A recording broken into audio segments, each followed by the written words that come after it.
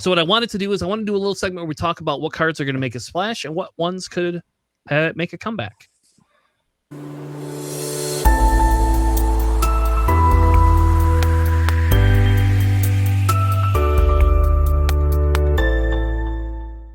All right, so my picture. This is my favorite picture. I think of the whole. So I don't know where this came from FFG, but it's a TIE fighter on fire, and like that's how I feel all the time. So I love this imagery. That's me playing X-Wing. Yeah. How often do you run TIE fighters in X-Wing, Alex? Oh, I just mean burning down immediately in general.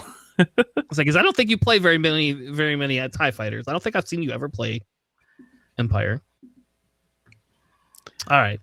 So these are the cards that I kind of threw on the watch list. I didn't like, obviously there's tons of cards that could be happening, right? Like there's tons of cards that were released that are probably really good, but these are some of the ones I feel like are kind of standout ones. War Juggernaut is a standout only because of Jango. If we didn't have Jango, War Juggernaut would be an okay card.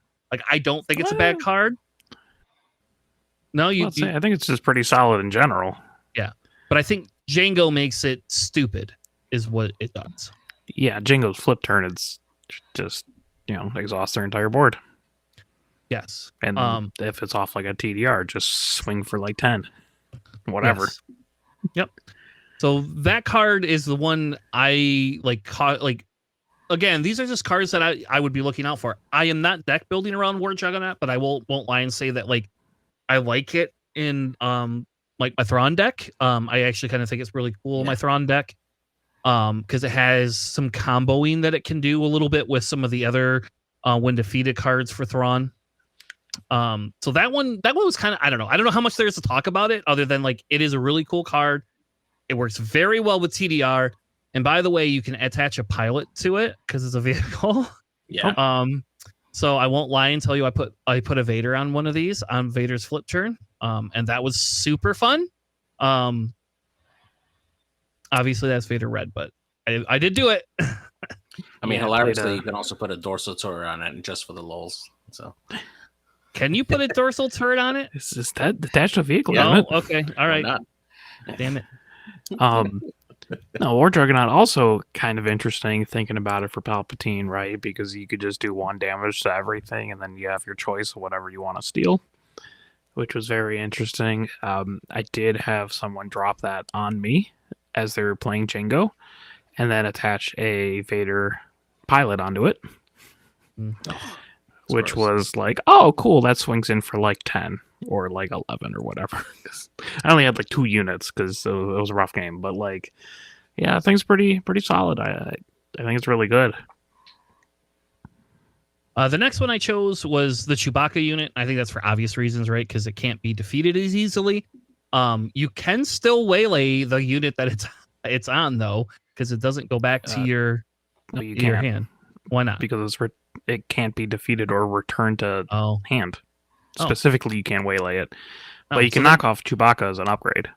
I see. Okay, so you can bamboozle it then, right? Yeah. Okay. I mean, you probably don't want to because that means Chewbacca just goes back to their hand. Yeah, let's stop them from swinging with it. Maybe it's good. I don't know. But Chewbacca is there because it's like really good. Chewbacca on like a Bright Hope is just a pain because it's a 5/9 Space Sentinel that can't be like waylaid or messed with in any way. Yeah, and if you have to put him on the ground for 5 costs, he's not a bad 5 cost either. One of the better things I've seen somebody do is have him on a Bright Hope, and then right before somebody was about to kill the Bright Hope, they ejected him onto the ground, so that they still got him. And then the next turn won the game because he could just swing in with Chewbacca. There you go. It's a 5/6 that they basically paid, the 4 resources total for. So that's just insane value. Yeah. I put Han on there. I think Han's really good, but I think Han's a little bit more limited. Obviously, Han wants to play if you're going to run a Falcon. If you're running all 3 Falcons, Han really wants to be in that. Though I don't know Lando's Falcon, how often you ambush that in and it lives, and then you get to put Han on it. But it does happen, I'm sure. I have found I've liked the Han as an upgrade because he's a 2 cost as an upgrade, and So he fits in almost any hero yellow deck that you are playing space units that you don't mind upgrading. He works very, very well. I think this kind of leads into our discussion that we're going to have about, defeating upgrades here soon, for the next segment. But I think like him just being able to ambush in like on the ground is great if you need an ambush unit for the ground, and then he's just really good to be able to put on your Falcon. And I think you will see more of him because he's going to be in the OP play pack. So he's a legendary you don't have to buy. Specifically, I will lie and say I only own one of him, and I'm not going to buy anymore unless they're like super cheap at $1 or $2. I'll just wait and see if I get him the OP picks. 4 Hans. Well, good. Maybe we can trade, Alex, because I probably got something. One hyperfoil, 2 hyperspace, and a regular one is wild. I don't know. I don't own Vaders, or no, I did finally pick up a Vader actually, but like I was just like, oh, cool. I just don't have this card at all. Great, it's fine. Vader's not a playable card. No, you don't think Vader's a playable card? So what's the next card to watch for? Vader. that was the joke. Yep. Okay. I was like, because I disagree with you a little bit there. I think Vader's way too good for what he can do. Like, if you can't stop whatever he's put on, oh my gosh, he is such a pain in the butt to deal with.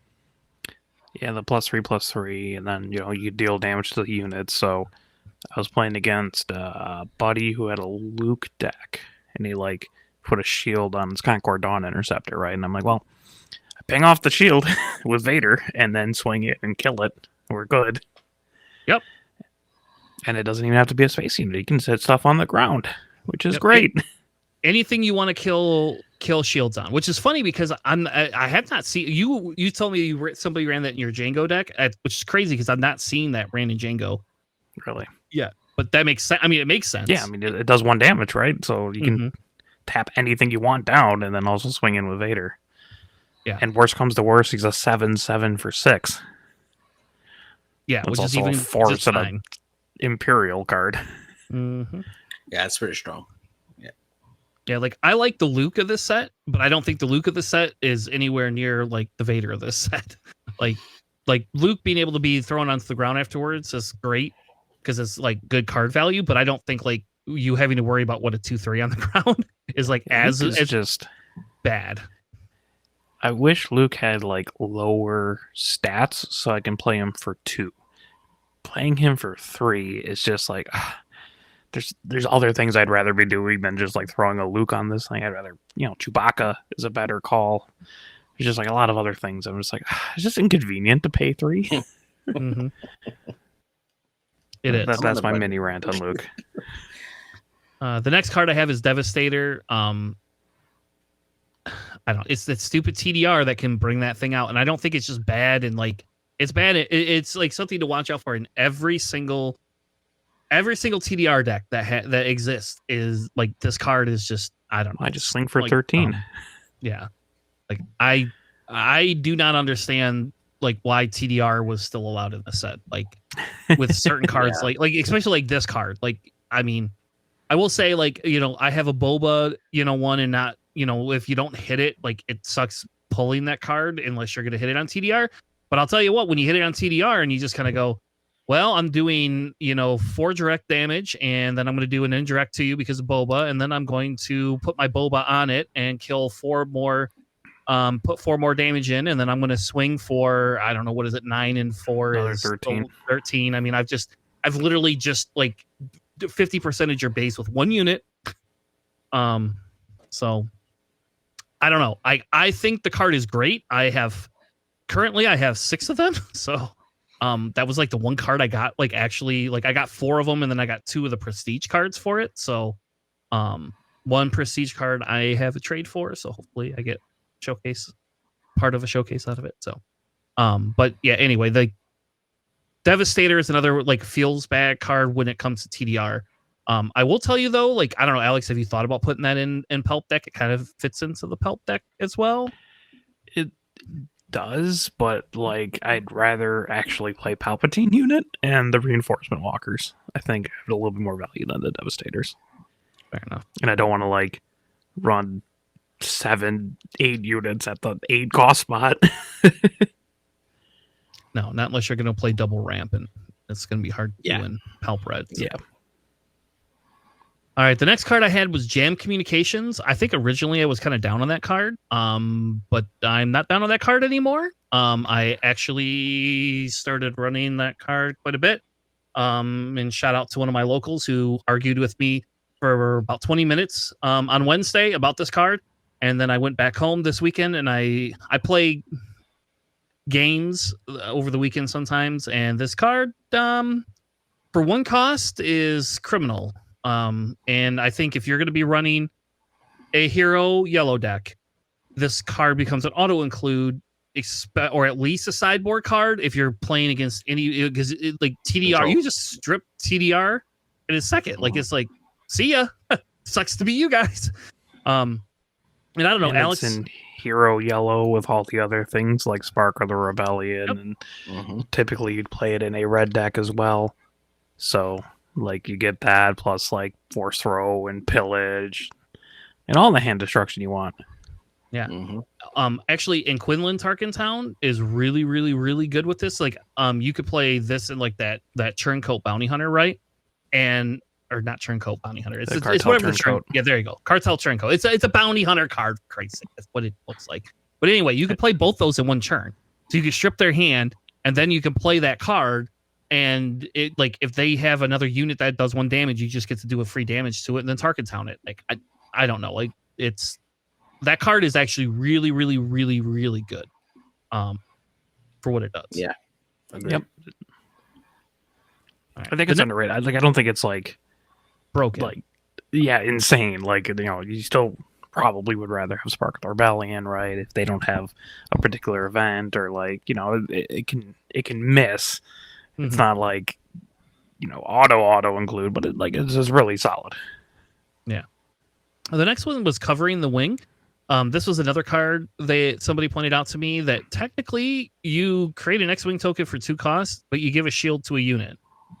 So like on turn 2, this is a great play for any deck that has the ability to do this. I never thought about that as well. Because think about it, you could play this in Villain Blue. And you can play this with your Pike Sentinels. So for example, I tested it in Kira the other day, and you could put the Hybron Enforcer down, turn 1, spend your resource, put a shield on it, and then you could technically go ahead and throw a secondary shield, and you get an X-Wing token the next turn with this. I don't know. Actually, I've actually put this in my Gar Saxon deck on the updated one that I'm including with all the new cards for this set, and it counts as an upgrade on turn 2 on any unit that you've deployed on there, and you're now giving it a shield at +1 attack, and it's really good, and you get another unit on top of that. So yeah, really great. Yeah, it's fine. I just feel like if I'm running like blue control, traditionally, I would kind of cut that card. It'd be like one of the first cards I would cut from a deck if I'm trying to trim down. But it's not bad. It's very useful in limited. It was really, really good in limited, but we'll see. I mean, it's solid. It's just not. It is a card that I would end up cutting if I needed to trim things, unless I need it for a very specific purpose, like a Gar Saxon deck. The other one was No Glory, Only Results. I don't know. I just like this better than Vanquish. Yeah. So I know it's villain only, so sorry to heroes. But I don't know. My Thrawn really loves this, especially if you have a win defeated ability. So though I do have a question. What would happen if you took control of one of their bounty ships and then defeated it? Would they get to collect that bounty? Yes. It's hilarious. I've never thought about that before. Not that I don't know why you would do that, but that's hilarious. You should that's going to come up in the tournament somebody. But it does work for things like, they have Chewbacca pilot on their ship. Chewbacca pilot is enemy cards. I'm the one killing it. Mm-hmm. So when you take control of it, you kill whatever the ship that Chewbacca's on. Or a TIE Phantom, same thing, right? Enemy card abilities is technically your own card ability because now you control it. Yes. So it's really weird. We only got this in villain, but I think that like for 5 costs, it's really good. Like it if you're gonna run a blue villain deck, like I would never run Vanquish. I would just run this. I actually like if you had a cut between this and Takedown, I think I would take this over Takedown. At this point. Yeah, agree. Yep. Yeah. The last one I had on there was Dorsal Turret because I haven't seen anybody talking about this card, but I played this card the other day and it's stupid. And I don't like understand why. So I guess like as long as you're not attacking a base, right? You know, you can defeat whatever unit it is. Your unit has to survive it.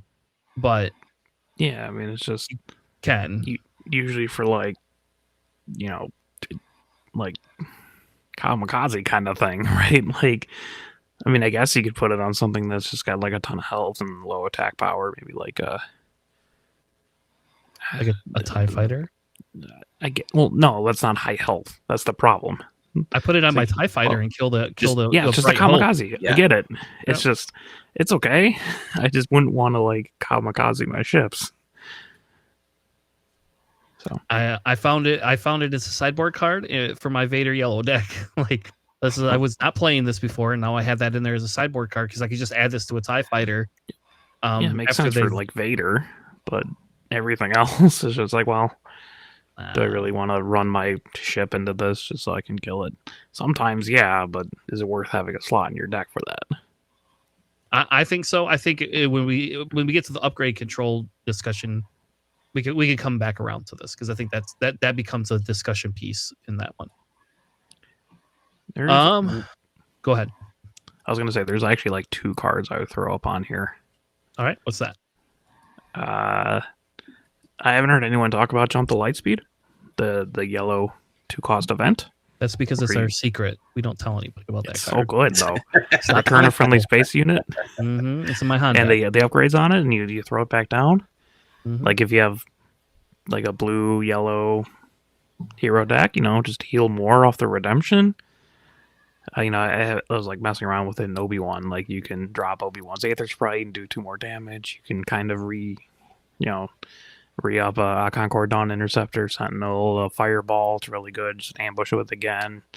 Your Millennium Falcon, the 3-cost yellow one, comes back into play ready. A lot of really cool shenanigans. It's a good. And then, actually, Commandeer, you don't have on there. And Commandeer is unreal. Yes. Especially against something like a TDR Jingo, where they drop the War Juggernaut, and you're just like, oh, well, it's mine now, I guess. I'm going to take that. And then bounce it back to your hand. It's going back there anyways with DDR, but it saves me from auto losing. And if there's enough units out there, you could probably take out Django Leader himself. So I think right. Commandeer is an incredible like sideboard card. Yeah. Yeah, I've been running Commandeer and Jump to Lightspeed actually in my Han Yellow deck that I've been playing around with because I don't want to play just a standard DJ tech package if I don't have to. I would actually prefer to play other cards that don't make everybody angry with you. So Coward. But I have been playing around with like the Commandeer. It works very well, like you said, with the Django thing. Like it stops. If that way I don't have to resource into dumping Han on the board early if I have Commandeer. I can then make that decision how I want to do things.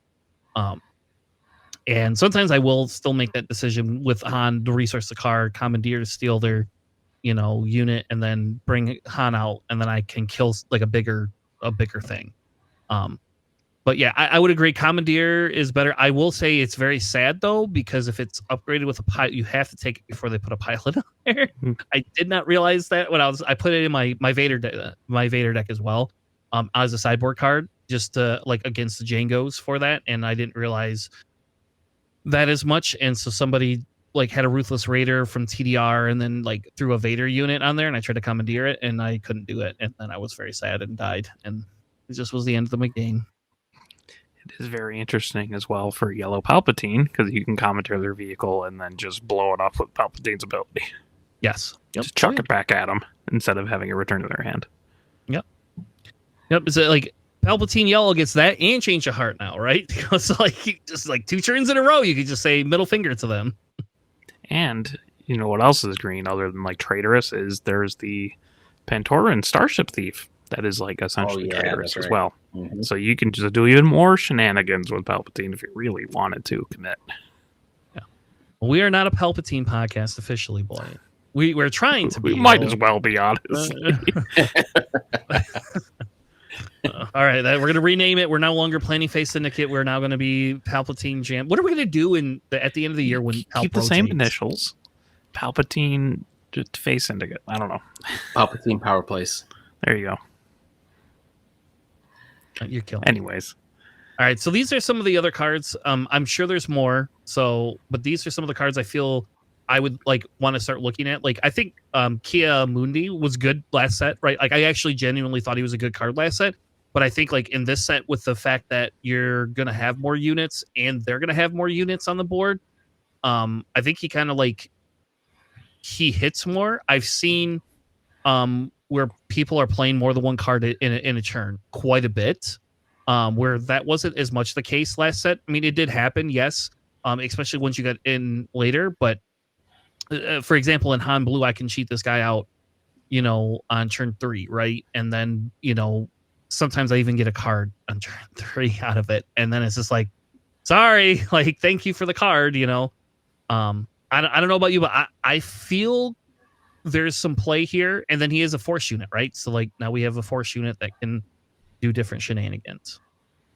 And he's a Republic, so if you are the one person that's playing Holdo, you can buff it and stuff. The next one was Lux. I don't know how to say his last name, so I'm just going to call him. I originally hated this card.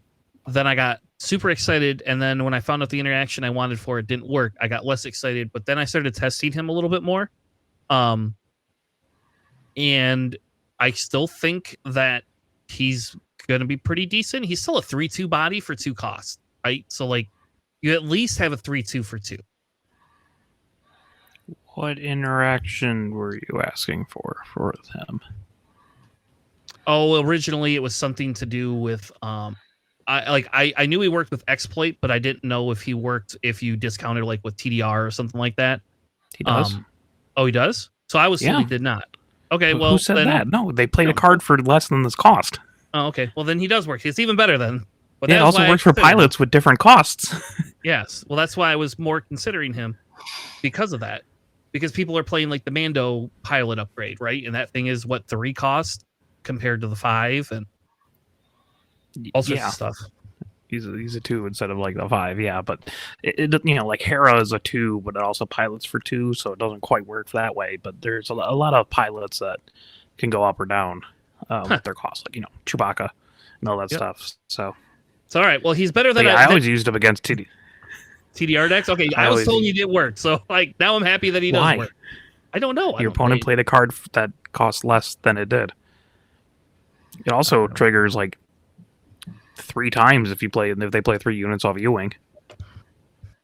Oh, does it? Just ready 3 resources. Or 3 units, not resources. Sorry. Yeah. But yeah, I always use it. I had it in my Moff Gideon deck actually last set because he is a 2-cost card that I can swing up until 4. But also, there happens to be a lot of TDR at the time, so it was just they brought out TDR, and it wasn't a Raider, so they didn't immediately kill it. And I'm just cool, I'm just going to exhaust whatever you played. Whatever. So. Yeah, so I don't know, even though he's a ground unit, for 2 costs, I think that's pretty good. There's enough things that are coming out cheaper. In a better spot. I guess if there's a ton of pilots, he'll probably see more play. Mm-hmm.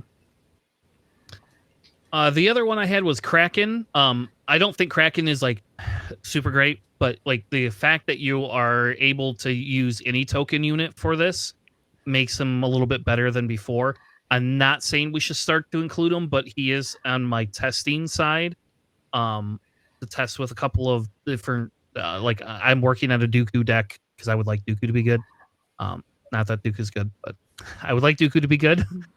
I have a spicy Dooku deck I'll send you. All right, well that's good because I'm working on a Dooku deck and so that's part of it, But the fact that Vader has the ability to spawn stuff, there's more token deployment, and I think there's more of a place for him. I think he'll be better next set personally, because there'll be there's probably going to be more token units that we're going to get based on what we've seen. So I liked him. I think he's okay. But whatever. I think he's pretty solid, and like, I wouldn't say pretty solid. I think he's worth considering in like a Vader deck if you're really trying to go for those tokens. Yeah.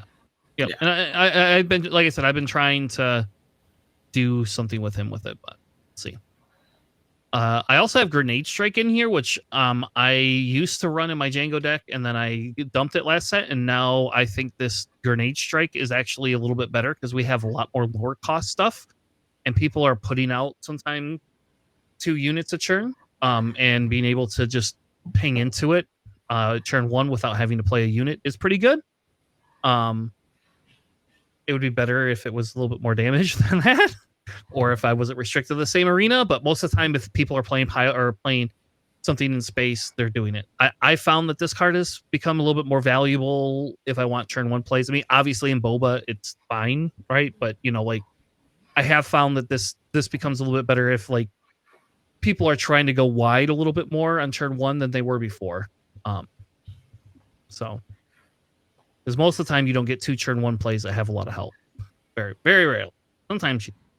Or if they make a token unit like their Vader, you can just blow off the TIE Fighter. You could do that too. Yep. Yeah, chuck that thing up into space. Yeah. We put a rocket and we stuck it to a battle droid and then had them hold a grenade, launch that. That's what we did. Basically. And that's why when it hits the one, it blows up for 2 damage and then the head pops off and it hits the other one for 1. All right, Jesus Christ. Okay, let's keep moving. Mon Mothma. I never thought I would like say that I want her again, but like, holy crap! Like, there's so many more Rebel units now. Like, I think she just got better just because of the fact that they added 10 more Rebel units in or something like that. This set. Yeah, I mean, there's a fair bit of new Rebels, especially in like green. Yeah, you got Leia and like Luke and Nub, but you also have the things like Blue Leader, which is super good, and Chewbacca, and like you get Red Leader, all that kind of stuff, like just bigger ships. Probably an interesting idea if you are doing Leia, if you're circling back to Leia, which is a little foreshadowing later. I also threw Bombing Run on here. We don't have to really cover that. Obviously, it's just it wipes out an arena, or does damage to all parts of an arena. But I won't lie and say that that War Juggernaut and Bombing Run are hilarious together. Because it's just like you can't usually afford to play both at the same time. But if you can, or if you have a War Juggernaut out of the ground, I saw somebody play Bombing Run on my space unit, and then all of my space units were on like 1 or 2 health, and I had like 3 or 4 of them out there, and then like Juggernaut just swung in like very aggressively, and they didn't even have to attack my space units. So I was like, oh man, this is sad. And you could triple down and run it in a mace deck too. You get really, really interesting with it.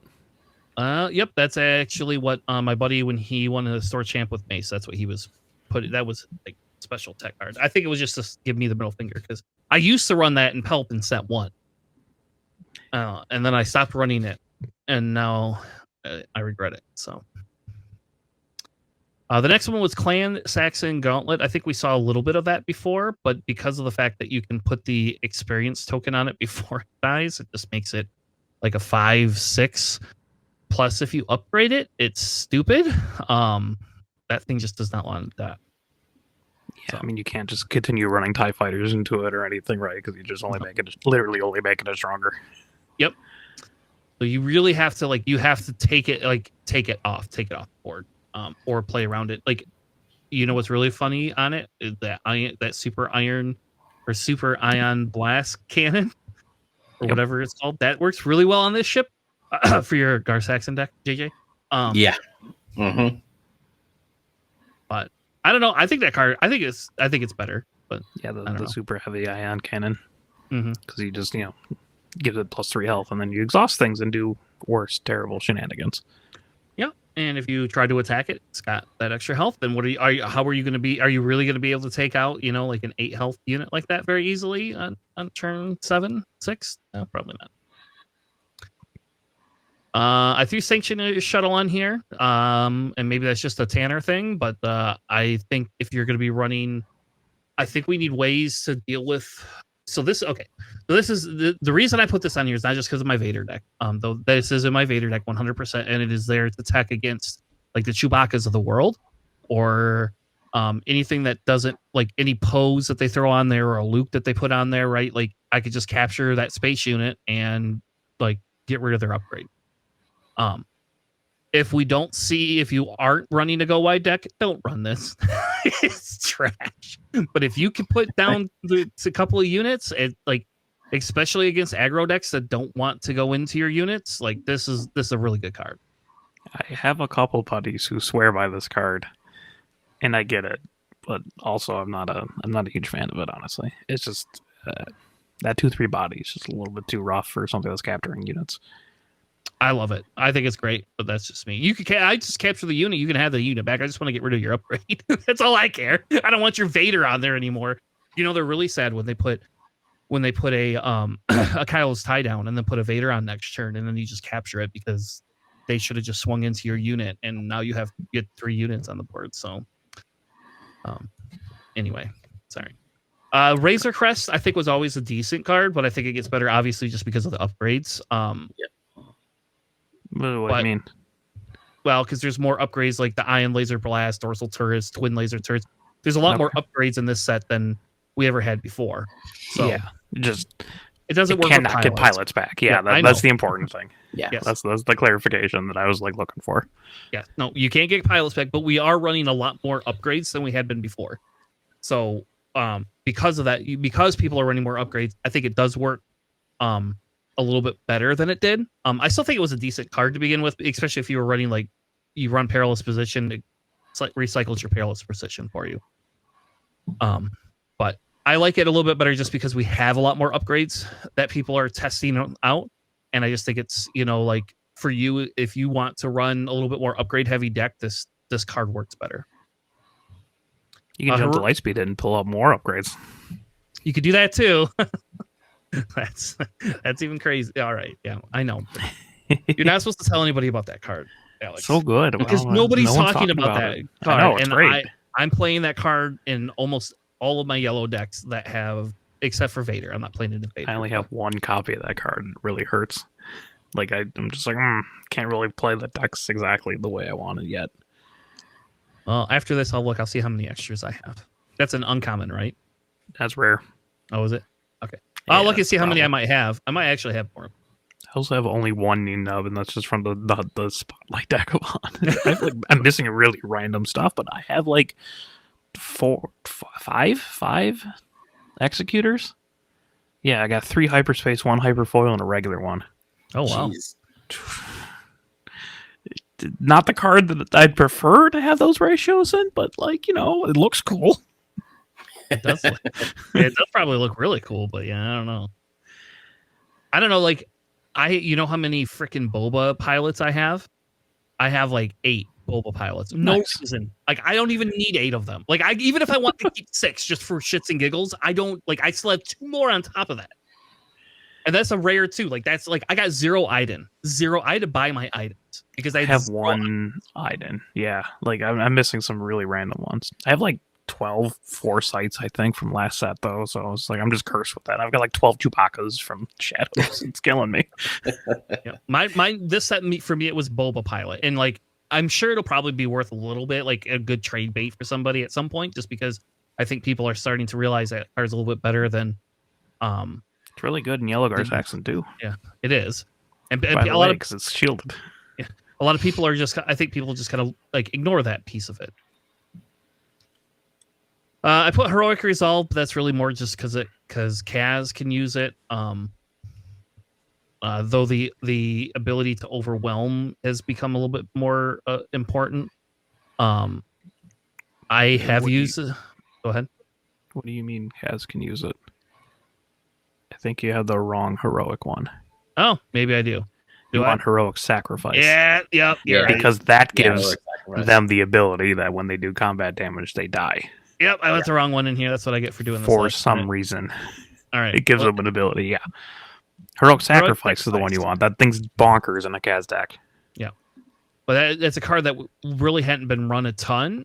We've been running it periodically, and now all of a sudden, like now, I think I would run that. If I'm going to run a Kaz red, I'm running that card. So. Yeah, it's literally just a +2 for 1 and a draw card for no downside. I put Strafing Gunship on here. We hadn't been running a lot of that. I don't think it's really good, but if you are going to run an all space deck, it's something I would consider. I have this. I had not originally had this, but people have been running Swoop Down as kind of like a counter to it, and I think Swoop Down's okay as a spell card, but I like the body that I get out of this a little bit better, I think, than Swoop Down personally. Swoop Down gives you Saboteur. You don't even have to attack a ground unit. You know how many times people just played Swoop Down to bypass my Space Sentinel? Probably all the time. I don't know. It was very frustrating. It's really good. But Strafing Gunship's not bad. Yeah. I think it has become a little bit better because now now that we're not running all the ground units we used to be. Like before, you just had ground units. You didn't need this shit. Like why this ship came out in set 1 is beyond me because I didn't care about it in set 1. I care about it now though. Someone FFG like me is a huge Kimagila fan and wanted a Kimagila picture in the game. That's probably what I'm going to go with. What's that guy's name? JJ, with the really deep voice from FFG, or he used to work. He doesn't work there anymore, but he was on. He did X-Wing, Destiny. What was his name? He did really deep. No, I don't know. The only other person I can think of is Max Brooks from FFG. Never mind. Anyway, so there's a guy there that like I bet you he was a Keenan Gill fan, Alex. I have the Academy Defense Walker on there because you can use it to give out tokens to damaged units, which now that we have indirect damage, I don't have to damage my base. I can damage individual units and play this. Obviously, it's a very niche type thing, but if I actually have put this in my Thrawn deck recently because it works very well, and I could put an Iden on it. And I didn't know it's also a vehicle, which is pretty cool. I didn't think about that until I put Iden on there. Like I did it, and I was like, "Oh my god, I could put Iden on here!" Like, that's pretty good. And then it's shielded. It's a shielded Sentinel. All right, sold. But if you know what you're doing and you're playing around with it, and you can do the maths correctly, this can give a bunch of experience tokens out. Which is a casual shielded 8/8 Sentinel. Yeah. Well, that too. That's really good too. Evacuate was the last one. We never really seemed to deal with it, but like I like Evacuate a little bit more this set. If you're running into instances of needing a more control card, because at 6 costs, like I was running it my Thrawn deck, I won't lie, just because I was cheaper than Super Laser Blast. But I think this set it becomes a little bit more important outside of the fact that if their leader gets on a ship, you can't get rid of it. Yep. So that's the only downside to this over Super Laser Blast. But if you are running like more villain, and again, we tend to on the show be a little bit more villain leaning. In villain, this is actually a decent card against swarm type decks. So, all right, any other cards you want to add that you think are standout things that we? I think for me, from set 1 Confiscate, I mean, it's 1 cost to target any upgrade you want or pilot and remove it. It's pretty strong. I used to carry 3 of them all the time in my side deck, and I think they're becoming more and more used the more I play different styles of decks. Just really helpful to remove a lot of different options. I think that's something that I always put on there. And then, of course, the Mando, the Fang Fighters as well. They're also really great at just removing pilots and upgrades and such. I think their stonks are definitely way up. So that will lead into our discussion we're going to have next one today. I think actually a fine addition, if you're playing Blue Villainy, is probably worth your consideration because you can pull back pilots with that because FFG said so, and that's how it works. Yeah. I think we talked about that last week, didn't we? Where we we did, but very silly. Yeah. I mean, it works that way because they want it to work that way, I guess. So, like, if you're running Blue Villainy, you pull out your pilots as well as like your bounties or whatever, or your opponent's pilots. Why not? You just pay the cost. You're not paying the aspect penalty. Yep. All right. So the last thing I have, and then we can kind of move on, was leaders that I think could make a comeback. I think Mando. Surprisingly enough, I've found some decent success with Mando. That I did not think I was going to have because I could never get Mando to work ever. I don't know why I couldn't get Mando to work. Maybe I'll need to run a bunch of upgrades, and now you don't have to. Those upgrades have bodies. Yes. So I like this Mando a lot more, and I think that if you have a Mando showcase, you should not sell it right now. You should keep it one and play it. You should play it because I think what this color is good. Mando were you looking at? I've been playing Mando yellow right now. That's personally what I've been playing. I think there's ability to play it in other colors, but yellow is the one I focused on. I messed around a little bit with blue, and that was fine because blue has like a bunch of really good, super cheap pilots. I also was messing around with it with green, kind of for the same reason. Like the pilots are pretty solid. But I've also been running it with like Boshek. So I have a lot of odd costed cards in there as well. And that, just literally free card draw, right? And you exhaust something and give, your unit a +1/+2. So it's kind of interesting. I'm not exactly sure which one I like better. They both kind of have their own weird weaknesses. Yeah, I think like if you're running in blue, are you putting that one where you get an X-wing and a shield token? Because then you can exhaust something. Because then I don't have events in either deck. Oh my god! Okay, which is wild, right? But like that's crazy. It is it's aggro. It's an aggro deck. But in like the same way that like a Django is, where you're like, hey, you exhaust their stuff, and then you swing in, so like you eventually win that race as fast as you can. So it's kind of wild. Yeah, I like it, and again, it'll go into our discussion about like upgrade hate here in a few minutes. But like, I have just found that Mando is like I've just found it as a deck itself is decently enjoyable. How about that? Like just being able to play something like that has been really fun to play. Whereas before I hated playing Mando because I just never could win anything ever. Yeah, you have to have a unit that sticks, and then also put an upgrade on it, and then exhaust something with only 4 HP. Yeah. The next one I had was Gar Saxon. That was for JJ, but I think Gar Saxon's a given, like because everything's becoming upgrades. It's just like every pilot or whatever you play with Gar Saxon now becomes something else. I actually would dare say that you don't have to play Gar Saxon in just yellow anymore. Like there is other like you could almost run a mono blue Gar Saxon, I think, and be somewhat successful because of some of the upgrades that we've got. So don't sell my Gar Saxon showcase either yet. That's what you're saying. I would wait until the stocks go up a little bit on that, and then I would sell it. Unless you're going to play Gar Saxon. He's not. I don't know. He's I played yellow Gar Saxon quite a bit last set, so might try it out again.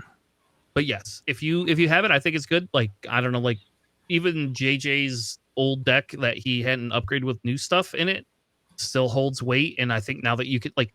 You can add Idens in. You can add, if you're running yellow, you can add the Boba in, right? And, it's just different crazy things you can do with some of these cards that we didn't have before.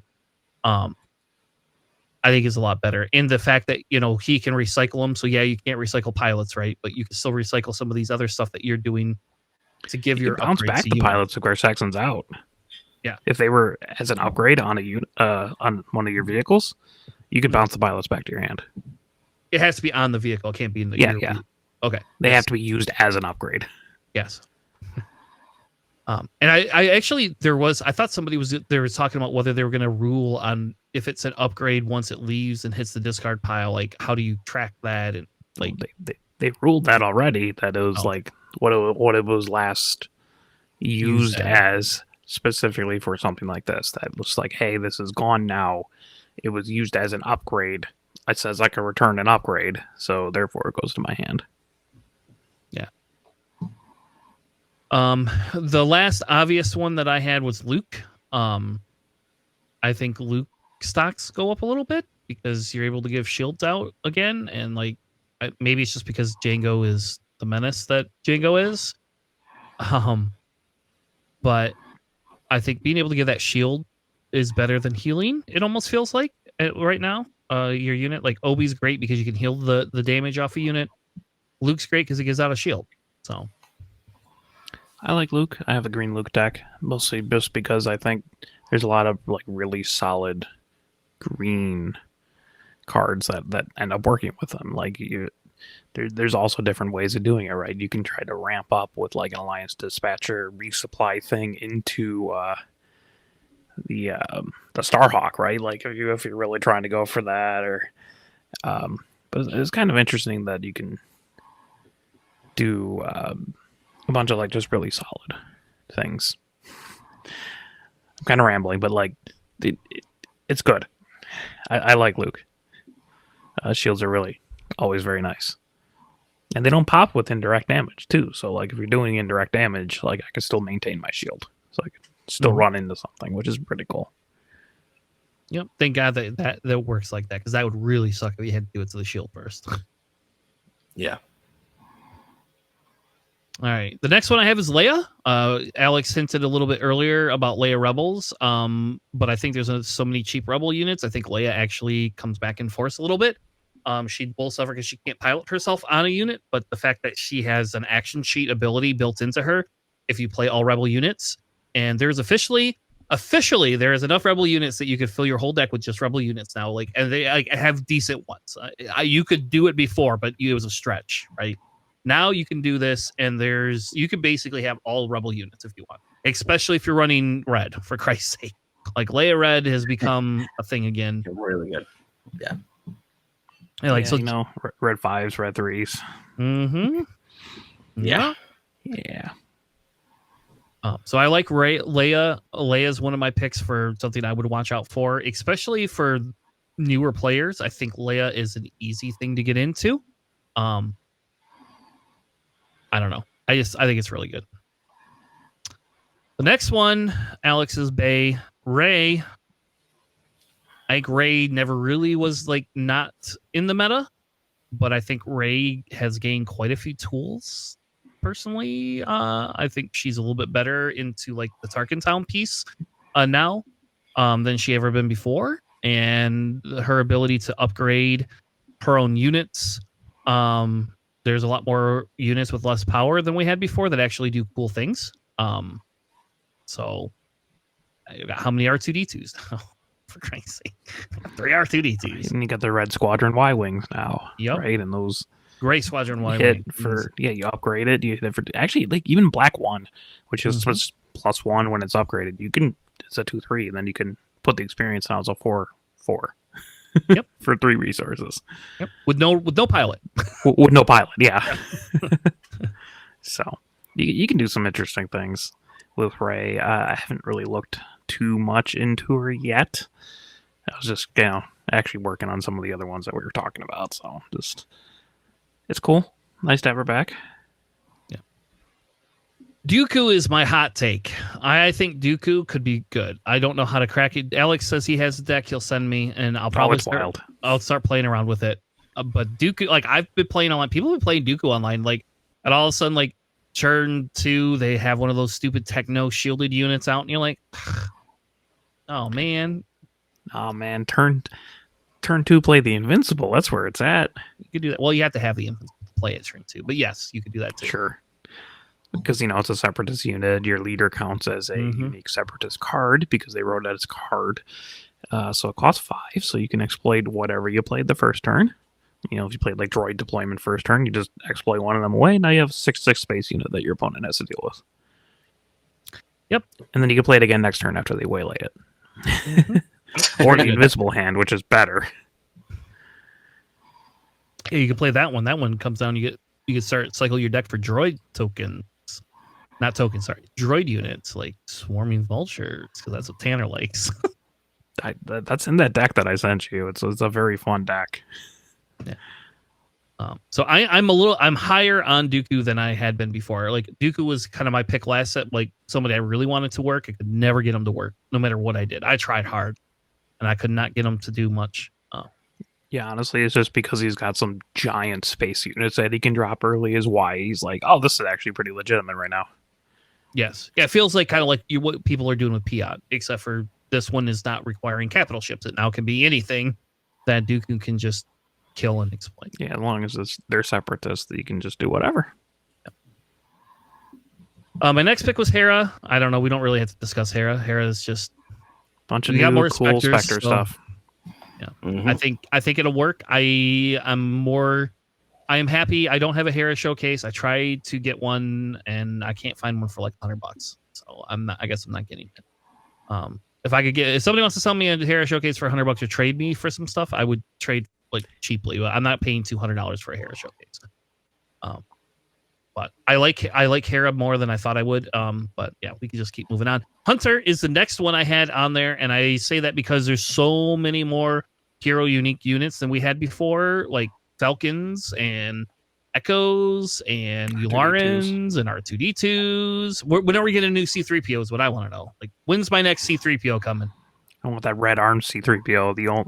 I want the red armed C3PO, and I want the skinless C3PO. Yeah, Resistance and Republic. That's what it is. So in Destiny, we had an upgrade that was the C3PO red arm. That was like an upgrade that you played with Chopper. Because Chopper used to recycle like upgrades and stuff like that. That's what he did in Destiny. He was like, you could play something, use it, get rid of it, play it again out of your resource pile, ready. Like, it was just stupid. There's so much extra cheating. But I feel Hunter might actually have a place. I'm not sold on that one yet, but that's a leader I'm looking to revisit personally. So we'll see.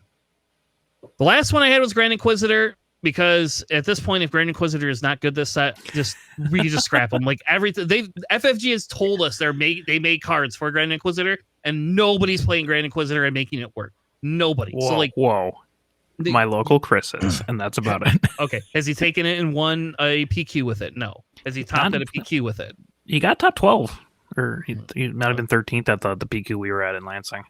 All right. Well, good on him. With Jeddah City too. Tell him it's time to make a top dog, because like I want Grand Inquisitor to be good, but I do think that we did get some more higher health units, so it does work with Grand Inquisitor a little bit more than it had before. So,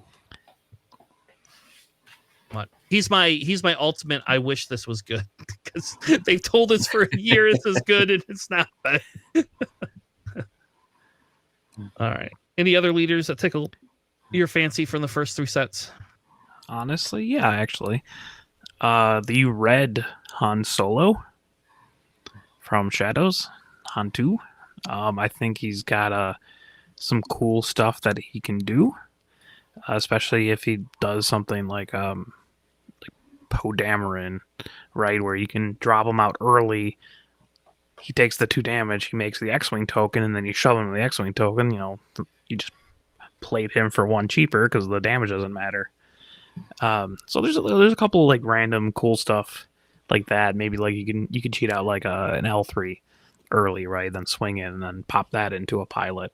There's some cool newer stuff that he got. And I have to mention Hero Boba. I've played him enough. The piloting is a key word. We got a bunch more ambush stuff, and ambushing for 1 higher is always really good. So yeah, like fireball, first turn fireball, swing for 4, right? Like wild, you'll kill everything. So just look out for some more keyworded stuff. We got a little bit more ambush, a little bit more restore. Possibly thinking Blue Admiral Yularen, where all your vehicles get a certain keyword that all works with him, right? So might be kind of interesting. Working on it. All right. Well, I think that'll wrap up that segment where we just talked about things. I don't know. Those are things I feel could kind of make a comeback. I don't know. Maybe not. We'll see. They're definitely better than they were before. Yeah. Whether they'll rise to the occasion or not is yet to be seen.